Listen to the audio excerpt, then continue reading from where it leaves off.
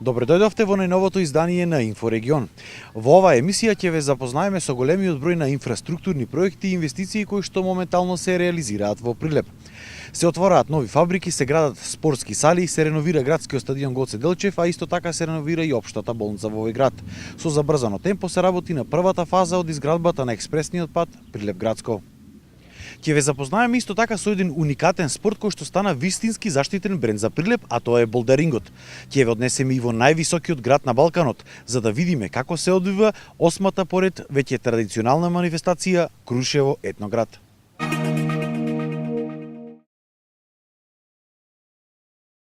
Оваа емисија ќе ја започнеме со проектите кои што моментално се реализираат во Прилеп во буквално сите сфери од општественото живење.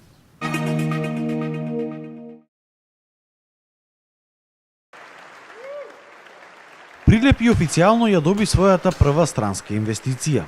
Американскиот гигант од автомобилската индустрија, Гентерм, ја отвори својата фабрика во технолошко-индустриската развојна зона Прилеп кај селото Алинци. За сега во Гентерм биле вработени над 400 лица, а инвестицијата се планирала да достигне до 20 милиони евра. Според најавите, сукцесивно во Гентерм би се вработиле 2000 лица, а до нова година се очекувало таа бројка да се искачи на околу 700. Според експертите и владата, ова ќе представувало силна финансиска инекција за целиот регион. Новата фабрика ќе произведува делови за потребите на автомобилската индустрија на европскиот пазар. Она што е особено важно за нас како влада, но и за целиот овој регион, е што Гентер веќе започна со вработување на кадри и досега во оваа компанија се вработени над 400 луѓе. Во наредните неколку години се очекува бројот на вработени да се искачи на 2000 лица, што е од големо значење за Република Македонија, а посебно за жителите на Прилеп и околните градови. Ова е прва фабрика во зоната во Прилеп, со што уверен сум дека со нејзиното отворање почнува една нова позитивна ера во која оваа зона ќе биде дом на многу идни фабрики и место каде своето вработување ќе го најдат многу луѓе од овој дел на Македонија.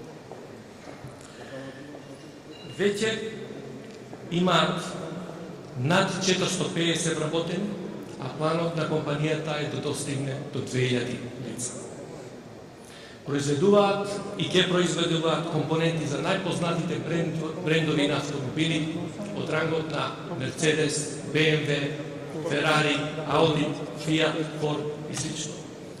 И се работи, како што кажа господата, за инвестиција од околу 25 милиони евра. Фабриката моментално е од големина некаде околу 10.000 квадратни метри и веќе инсталираат најмодерна, најсовремена технологија за производство, која што ќе допринесе за развивање на нови вештини за работа и ќе донесе ноу-хау во земјата. Преговорите со Гентерм започнале во средината на 2014 година. Парцелата која што ја купила оваа компанија во зоната била со големина од 38.000 метри квадратни, а во иднина само покриениот дел било планирано да достигне околу 22.000 метри квадратни. Со отварањето на оваа компанија, со оваа инвестиција, дополнително ќе придонесеме за намалување на неработеноста во Прилеп, каде што со спроведување на сите комплементарни економски политики од страна на владата во изминатите 10 години, успеавме да намалиме неработеноста за над 40%. Она што е важно е дека реализацијата на оваа инвестиција е уште еден доказ дека компаниите се позиционираат и во зоните надвор од Скопје, во зависност од нивните бизнис планови, но и во зависност од потребата на квалификувана работна сила. Оваа стратегија на планирање, развој и инфраструктурна изградба на слободните зони низ цела држава придонесува кон рамномерен економски и регионален развој. На отворањето на фабриката присуствуваше и председателот на ВМРО ДПМН Никола Груевски, кој истакна дека покрај Гентерм, некаде на есен, се очекува да се отвори вториот погон во оваа зона, а тоа е германскиот Акомпласт. Се работи за производство на делови за автомобилската индустрија, американска компанија, многу позната во светот, голема, мултинационална, има своји фабрики на секаде во светот. Нивните собственици кажуваат дека сега скоро отвораат фабрика и во Виетнам, така што тоа е компанија, корпорација која што во многу држави има своји фабрики. Добро е што одбра Македонија да биде на една од нивните бизнес дестинации и на некој начин се создава еден нов тип на работна сила во делот на автомобилската индустрија, што е добро за идни такви инвестиции во автомобилската индустрија, бидејќи обично потенцијалните нови инвеститори гледаат дали во тој град веќе има некоја работна сила која што има стекнато одредени презнаења во тој дел. Тука во Прилеп очекувам некаде септември-октомври да заврши и градбата на Акомпласт. Тоа се дополнителни 150 директни вработувања и на некој начин тоа ќе допринесе за дополнително намалување на невработеноста во општината Прилеп. Морам да спомнам дека во оваа општина имаме значително намалување на невработеноста. Во последните 10 години имаме нови 10.000 работни места отворени. Значи во општина Прилеп за последните 10 години се отворени нови 10.000 работни места и невработеноста е намалена некаде од приближно околу 24.000 невработени на околу 14.000 невработени, што е се уште висока невработеност, што значи се уште мораме да останеме многу посветени на привлекувањето на нови инвеститори, како домашни, така и странски, но видлив е напредокот. Груевски потенцираше дека наскоро се очекувало во јавното предпријатие Македонија Пат да се вработат 150 нови лица, а ќе биле вработени 350 нови лица во здравството, како лекари, така и средностручен персонал. Овие огласи за новите 500 вработувања ќе излегле за неколку недели. Груевски изврши увид во градежните работи на првата фаза од експресниот пат Прилеп Градско, чија изградба е поделена во 3 фази. Оваа прва фаза која што се гради од селото Фариш до Деновската клисура е во должина од 10 километри, а инвестицијата чини 31,8 милиони евра. Изведувач на работите е шпанската компанија Рубау. Сега се во 3 или 4 години ќе се заврши. Од прилика за 4 години комплет се. Комплет. Тоа се Да. вкупно километри Тоа му доаѓа околу 70 на километри. 70 на километри. Целата должина е 70 километри, таму имаме 15-10, околу 30 километри пат сега градиме нов. Значи, со обзир дека веќе известен период е почнато, уште колку останува до крај? Овде имаме 2 години, паралелно овде 2017 кој ќе почнеме Кога ќе заврши све тие за се 3 до 4 години. Оваа етапа треба да заврши односно овој експресен пат од прилика за 2 години. Тоа е по договор од 24 месеци, а паралелно следната година треба да продолжиме и со првата делница, која исто така ни е проектирана од прилика 32 милиони евра. Секој ќе видиме колку ќе биде конечната цена по завршување на електронските аукции. Станува збор за 15 километри исто така нов експресен пат кој ќе почнува од пред Патарината и ќе се уклучува токму на оваа втора делница, а исто така ќе продолжиме и со трета фаза комплетвар. Сега ќе ги правиме сите процедури да видиме дали ќе идеме со нова постапка за нов тендер или ќе се продолжи со оваа компанија, но како и да е очекуваме во наредните 3 до 4 години максимално да го изградиме овој експресен пат, односно поврзување цело ново до Прилеп. Од оваа прва траса на експресниот пат пробиени се околу 70%. Вкупната должина на овој експресен пат ќе биде околу 33,5 километри, а неговата вредност се преценува на околу 70 милиони евра. 95% од овој експресен пат ќе бидат ново изградени, додека само 5% ќе се користи трасата од стариот коловоз. Со изградбата на овој експресен пат, голема придобивка ќе има целиот регион. Ќе се зголеми безбедноста во сообраќајот, а исто така ќе се зголеми брзината на проток на стока и патници. Збориме за едно поврзување кое што ќе овозможи да се одбегне овој стар пат кој што не е сигурен, значи кој што е веќе со изминат рок на трајање, што би се рекло. Ние значи моментално работиме втората фаза што е од Фаришка до Дреновска клисура, све заедно 10 километри. Има два тунела на трасата, едниот е 140 метри, другиот е 40 метри. Имаме околу 16 други објекти, како што се виадукти, мостови, подпорни зидови, се работи за тешка траса, значи низ клисурата. Некаде на 2 места, мислам, каде што е во клисурата не можеме да го избегнеме тоа, ќе мора да искористиме и дел од стариот пат, но стариот пат што оди сега од Градско, од Росоман до Градско, ќе остане од Градско до Росоман ќе остане се до Дреново и ќе се користи во функција за тој дел од граѓаните од тој регион. Денеска беше потенцирано дека до крајот на годината се очекува да бидат склучени договорите и за другите експресни патишта кои што ќе се градат во Македонија: Штип Радовиш, Штип Кочани, Ранковце Крива Паланка и Охрид Пештани. Вкупната должина на сите експресни патишта е околу 165 километри, за чија изградба се планирани да бидат потрошени околу 330 милиони евра. Груевски ја посети општата болница во Прилеп, каде комплетно се реновираше машкиот оддел на интерното одделение. Инаку ова е второ одделение кое целосно се реконструира и е дел од големиот проект за целосна реконструкција на болницата, кој чини 70 милиони денари. Според динамиката на работа, планирано било болницата да биде завршена кон крајот на оваа година. Болницата во Прилеп беше една од најзапуштените, може да се каже, затоа што од 1980 кога е пуштена во употреба, односно кога е изградена, до сега, 36 години немала ниту една реконструкција. Така што беше прилично руинирана, запуштена и минатата година направивме план во владата, уште во времето кога бев председател на владата, направивме начин како да се дојде до буџет, 70 милиони денари се обезбедија во буџетот, за да може веќе да биде почната таа реконструкција на болницата во Прилеп.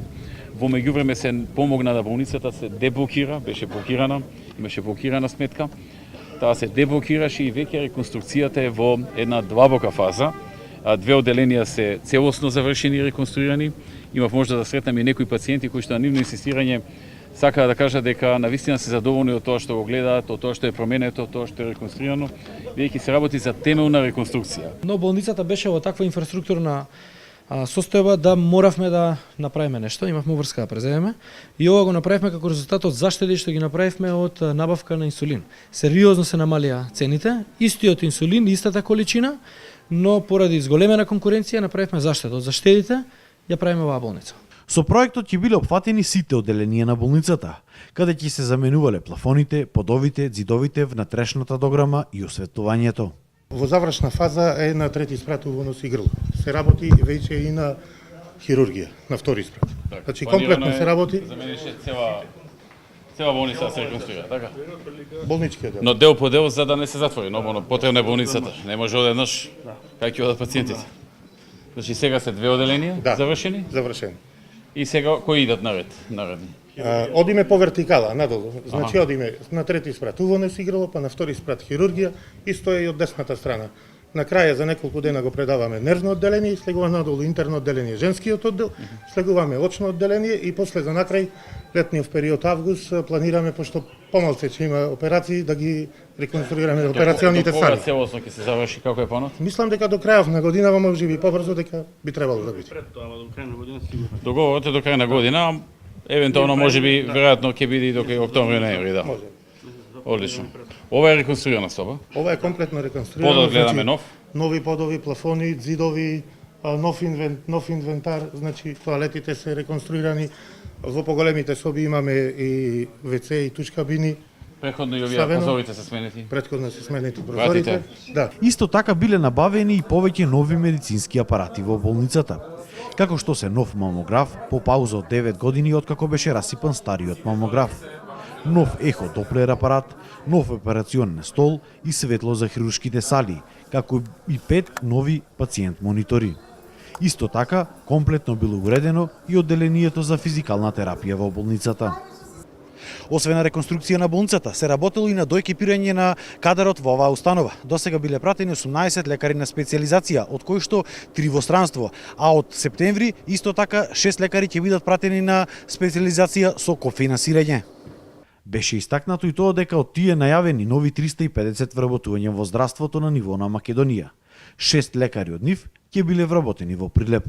Граѓани ми кажуваше дека има голем недостаток на доктори овде.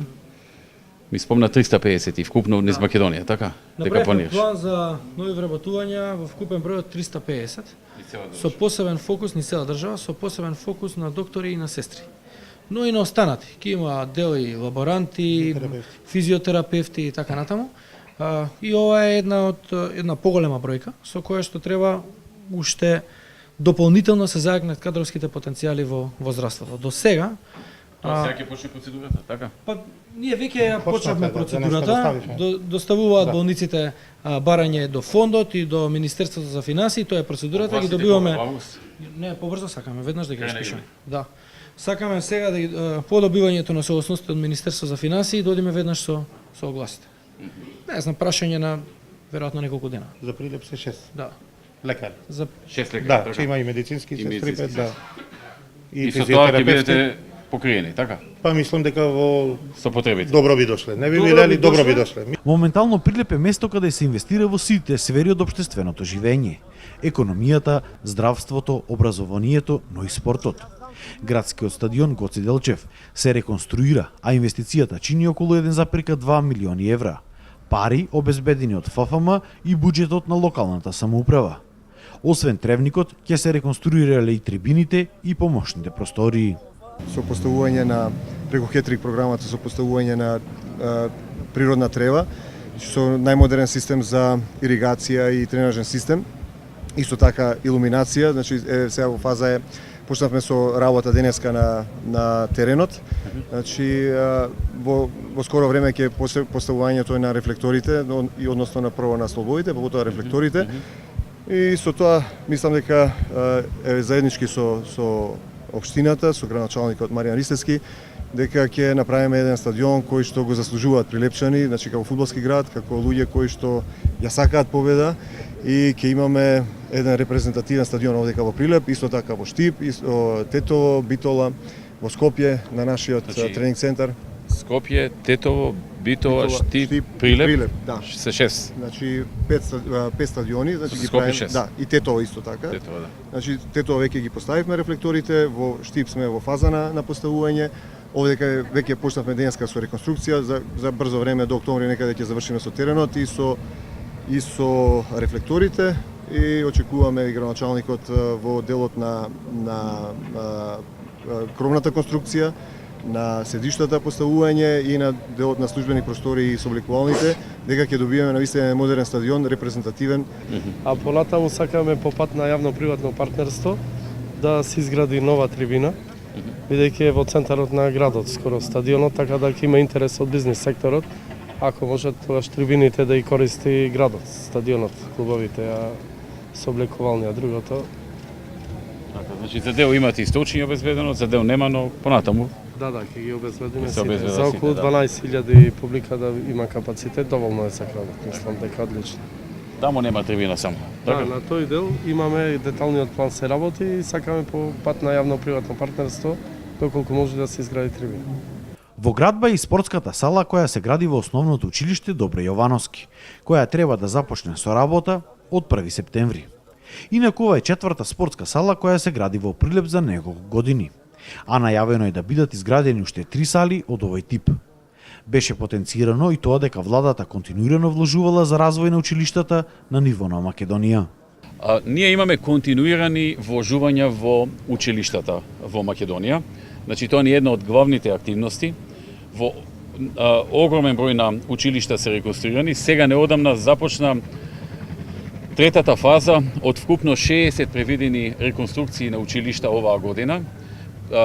Почнаа прво 20, па втори 20, сега почнаа последните 20 училишта да бидат реконструирани, што се предвидени за оваа година од вкупно 60. Инаку досега над 450 училишта во Македонија се реконструирани и над 50 милиони евра се вложени во подобрување на образовната инфраструктура во Република Македонија. Така што непрекидно, постојано се вложуваат големи средства за реконструкција на што е можно повеќе училишта во Македонија. Значајно е да се истакне уште една работа, а тоа е дека заедно со општината, во општина Прилеп нема училиште во кое што немаме сериозна интервенција или реновирање. Дали биле прозори, значи ова е единствена општина во која што имаме комплетно завршен процес на досегашни потреби за реновирање. Дел Министерството, дел општината и многу се подобрени условите.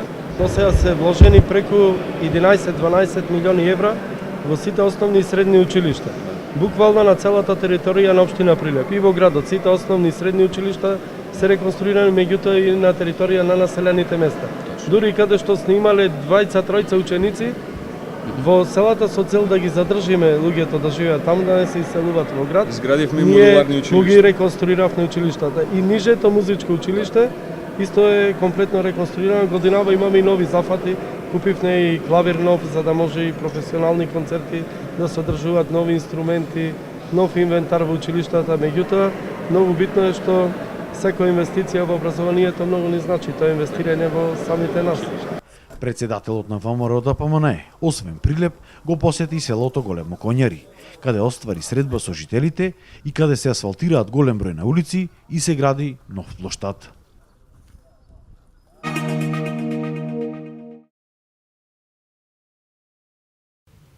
Во последните неколку години, Прилеп стана вистинска хит дестинација за болдеристите, односно качувачите по карпи кои што доаѓаат тука буквално од целиот свет. За тоа како започна приказната со болдерингот и Прилеп, ќе слушнеме од интервјуто со тренерот и инструктор за качување по карпи Ристо Белокаповски.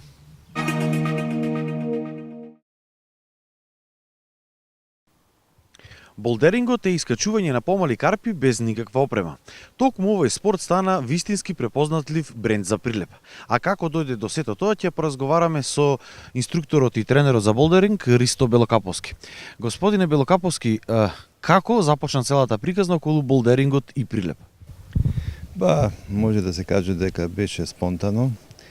Во изминатите години повеќе болдерингот се практикуваше како еден вид на тренинг во алпинизмот, бидејќи најчесто во Македонија се практикуваше алпинизам. Меѓутоа, во поново време, не само во Македонија, него и во светот, дојде тој бран на болдерингот како посебен спорт и како посебна спортска дисциплина во спортското качување. За среќа, околината на Прилеп и карпите околу Прилеп се покажа како одлична дестинација и можност за практикување на овој спорт.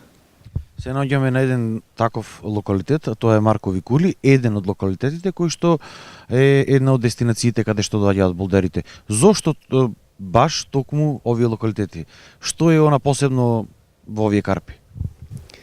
Убавината на карпите не треба да се зборува, доволно е само да се погледнат. Значи, добивате асоциација на некава месечена пейсаж од месечината или нешто слично.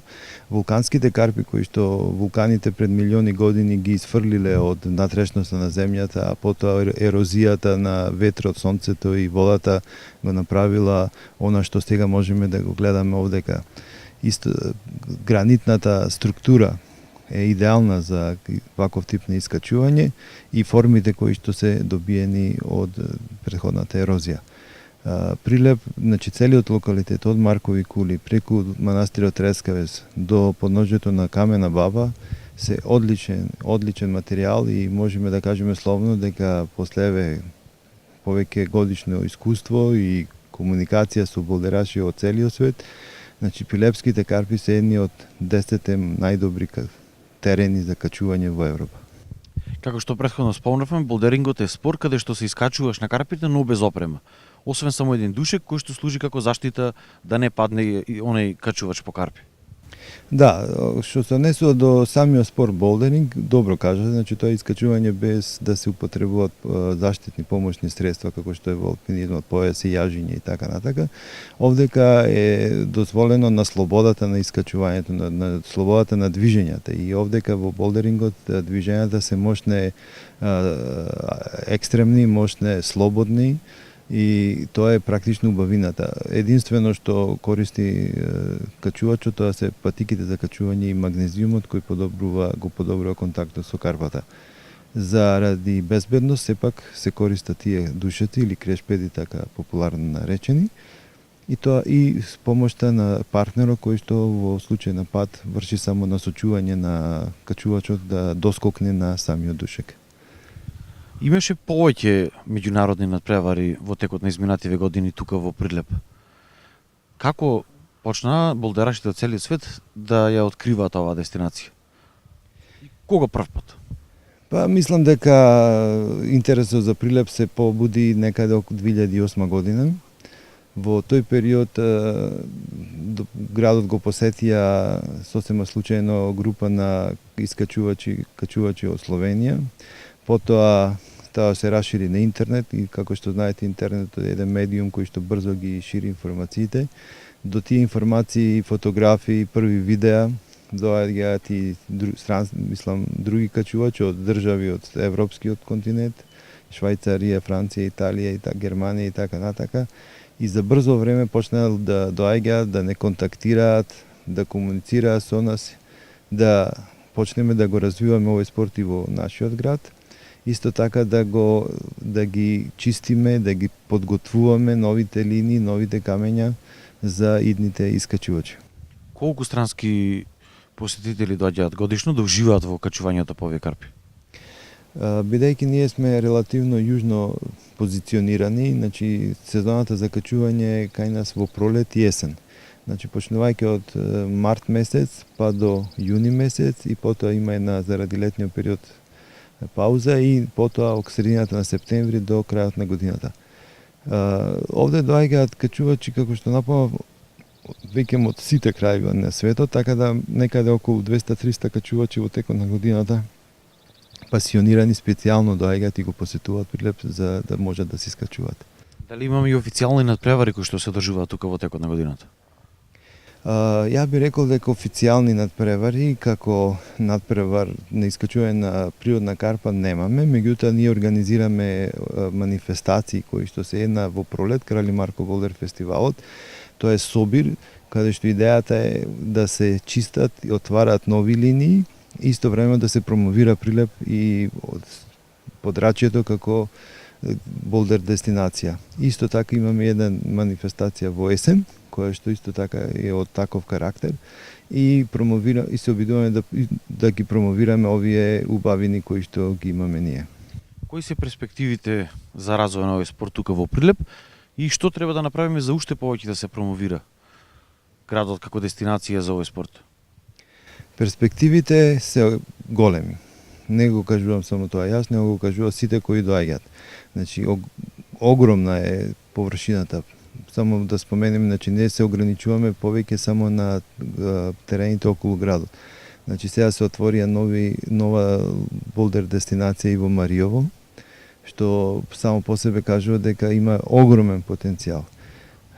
Што треба да направиме ние како локална заедница, како град, како држава, веќе тоа е прашање кое што треба сериозно да се размислува, бидејќи на овој степен како што сега е поддршката на овој спорт, мислам дека е премалку и треба да се посвети поголемо внимание на околу организацијата и прифаќањето на луѓето кои што сакаат да доаѓаат тука и да се искачуваат и да го посетат, се разбира, нашиот град. Ова година, а и претходната година, се воведи една нова дисциплина во близина на манастирот Трескавец, тоа е хайлайнот. Што точно представува тоа? Да, значи со самиот развој на локалитетот доаѓаме до ситуација да и ги согледаме и другите можности покрај болдерингот кои што се пружат. Така да се дојде до заклучок дека терените под манастирот Трескавец даваат одлична можност за поставување на така наречени хайлайн линии. Значи тоа се траки, поливинилски траки кои што се користат за одење. За оние гледачи кои што се упатени, значи слейклайн, тоа е одење по трака на мала височина. Меѓутоа, хайлайнот, самиот збор, англиски збор, кој вика високо линија, значи се над понори кои се 30-50 метри високи, длабоки, се поставуваат траки кои се долги повеќе од 100 метри и има луѓе кои што се заинтересирани да го прават тоа, доаѓаат тука, ги поставуваат и одат потоа под нив. Ова година беше, ги вклучивме и хайлайн митингот во рамките на Крали Марко Болдер фестивалот и остваривме убав резултат со тоа што дојда плюс посетители во градот, плюс заинтересирани фанови за спортови, екстремните спортови од повеќе држави, од околината и од Западна Европа. И со тоа, да речем, доби самата средина уште една можност, се отвори уште една можност за доаѓање и посета на туристи во нашиот град од овој вид. Колку младите во Прилеп се заинтересирани за овој спорт? И што се случува на ова поле? Да, се би било залудно, значи кога бисме организирале да доаѓаат само странците, а ние како локална заедница не би направиле ништо за развој на овој спорт во средината каде што ние живееме. Спортско-качувачкиот клуб Златовар, во кој што јас работам, точно работи на тоа. Значи, почнавме да го развиваме спортското качување на современ начин, со изградба на малецка спортска сала за болдеринг, во која што ги организираме младите генерации да тренираат и нормално тие со секоја година плюс, како што растат и добиваат на вештини и кои што потоа ќе можат да ги пренесуваат на останатите. Многу е битно кога некој доаѓа и гледа дека во средината каде што дошол исто така тој спорт за кој што е заинтересиран, е развиен и го практикуваат лица од локалната средина. Покрај работата со младите деца, со нив работиме и на надвор, значи на природните карпи, така да сето тоа добива некој убав шмек и некоја енергија која што не прави да бидеме среќни и радосни и мотивирани да работиме понатаки. Дали освен младите ве има заинтересирано и некој од постарата генерација што сака да започне да се занимава со овој спорт? И што е потребно освен жалбата? Може да се каже дека овој спорт баш не е за постарата генерација, бидејќи нормално самите движења и екстремноста на тие движења бара помладо тело, што би се рекло. Значи, постарата генерација е повеќе заинтересирана за планинарење, можеби алпинизам, каде што е подруга динамиката на движењата. Меѓутоа, секој кој што е заинтересиран, кај нас е добре дојде. Ние никого не сме вратиле. Дали е скап спорт? Што треба човек да поседува за да се занимава со него? Членарината кај вас како се плаќа? Спортот во основа не е скап, бидејќи потребни се само, како и што напоменавме, патиките се важна работа и неколку ситници како торбичката за магнезиум, магнезиумот и крешпедот. Сето тоа за почетниците ние го обезбедуваме како клуб бесплатно. Потребно е само да се јават кај нас, да дојдат, да ние ќе ги зачлениме. Клубската членарина е минимална, бидејќи жалбата ни е да не е комерцијална, туку едноставно колку да ги покриеме некои минимални трошоци, така да поволно е, мислам дека поволна членарина не постои во градот, така да нас ни е битно да доаѓаат лица кои што се заинтересирани да се занимаваат со овој спорт искрено и од срце. Ви благодарам на разговорот. Благодарам и вас. Се надевам дека ги заинтересиравме гледачите со овој доста интересен спорт кој што станува вистински бренд не само за Прилеп, туку и за цела Македонија.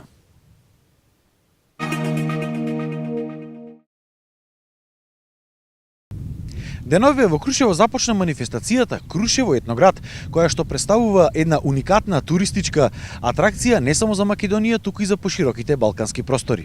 Да погледнеме што се случуваше деновиве во Крушево.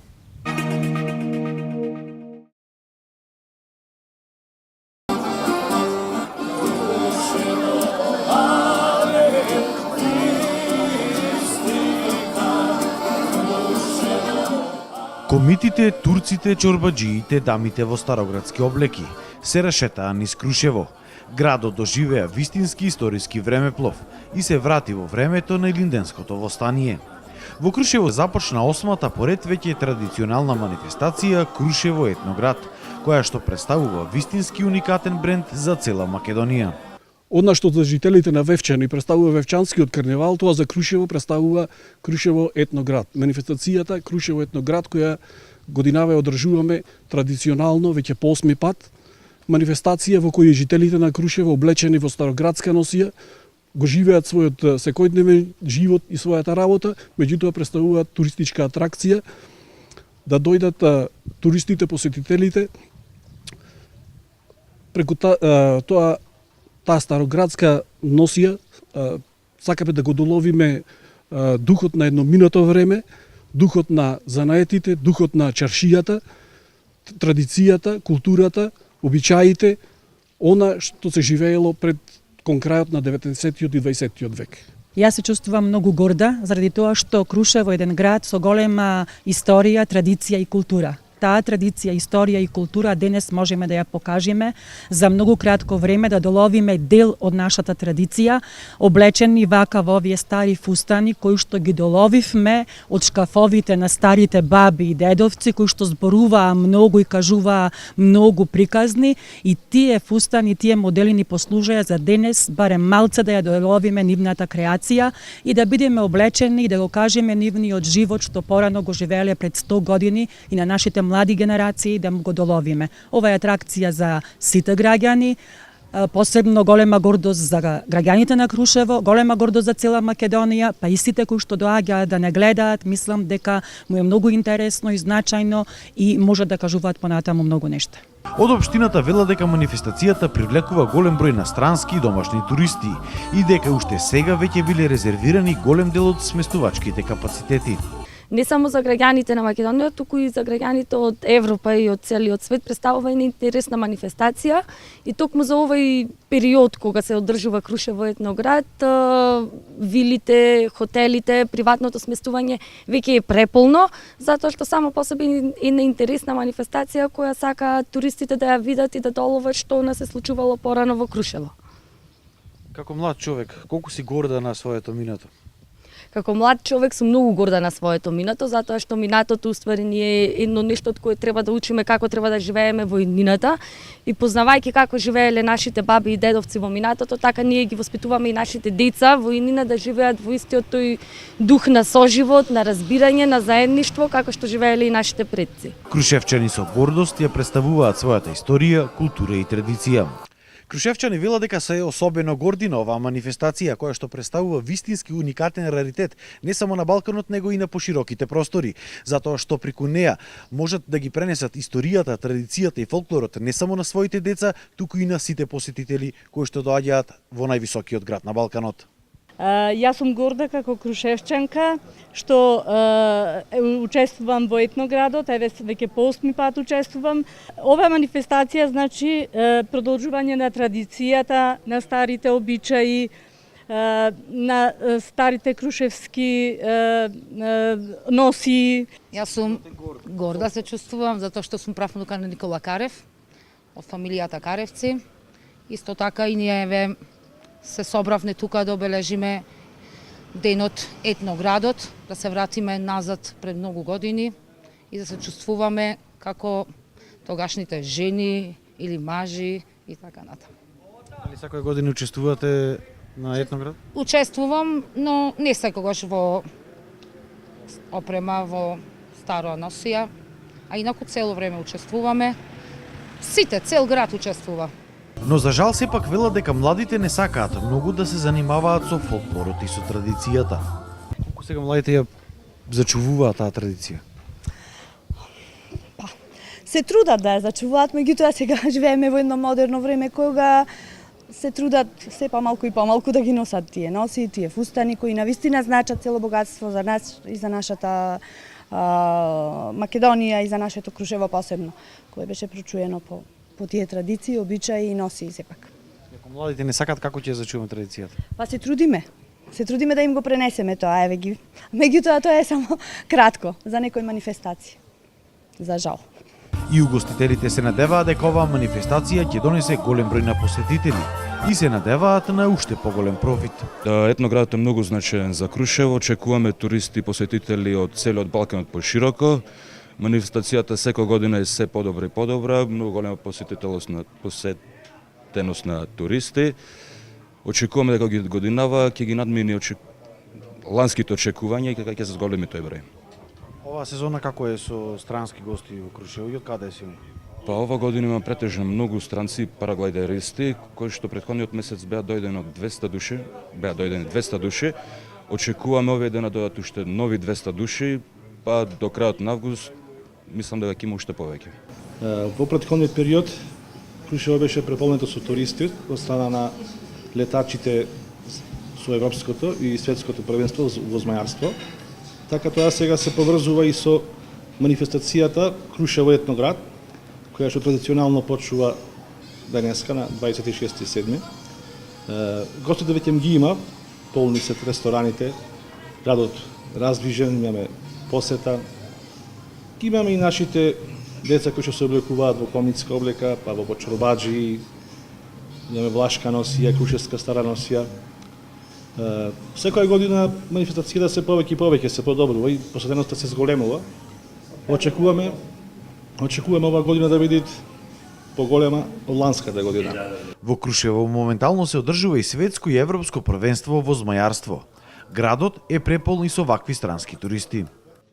За мене ова е прв пат да доаѓам тука во Македонија и Крушево. Одлично е местото, а исто така и храната.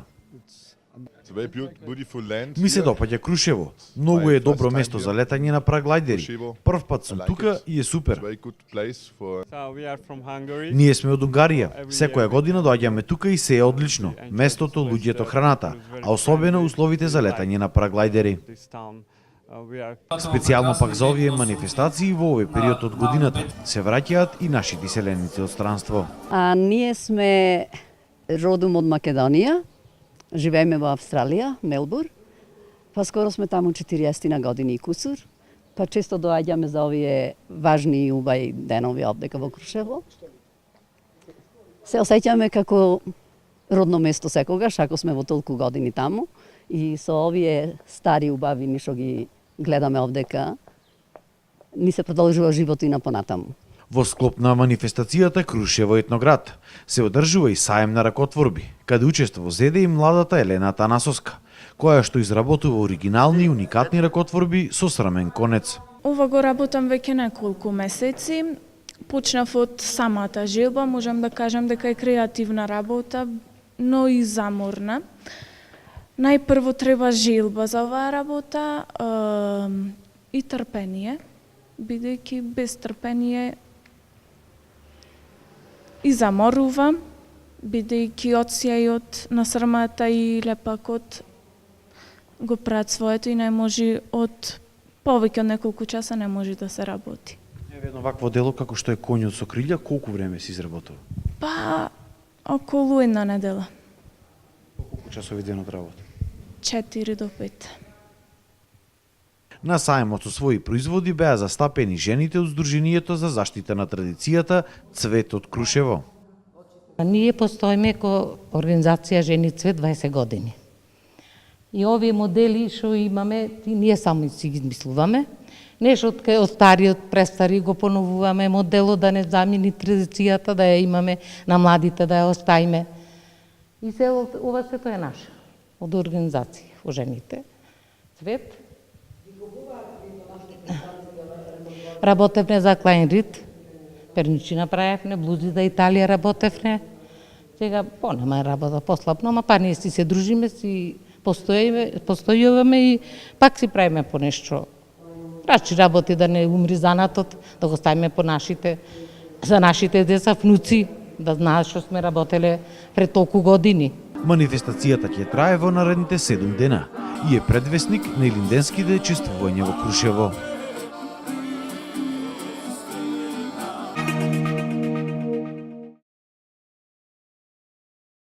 И полека стигнавме до крајот на оваа четврта емисија Инфорегион. Со повеќе содржини и со многу поинтересни настани се гледаме наредниот четврток. Пријатно!